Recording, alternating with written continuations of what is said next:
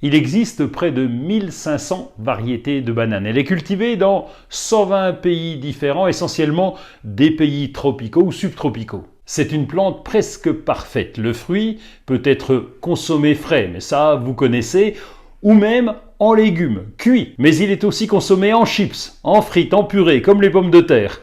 On le retrouve aussi en confiture, en alcool, en vin et en bière. Mais la plante est utilisable en fibres textiles pour la construction d'abris ou même la fabrication de couvertures. Bien qu'il s'agisse d'une plante tropicale, on peut quand même la cultiver chez nous en intérieur et à l'extérieur. C'est en particulier le cas de Musa Basjo, avec deux O à la fin.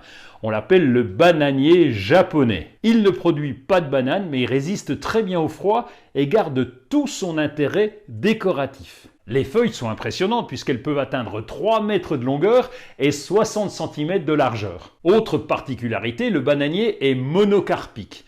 Ça veut dire que la plante meurt après la floraison et donc après la production de fruits. Après avoir donné un régime de bananes, il faudra donc couper la plante et laisser se développer les rejets et ainsi de suite. Rassurez-vous, en France métropolitaine, les régimes de bananes, la fructification, n'est accessible que dans les régions les plus clémentes. Pour les autres, on se contentera de la déco.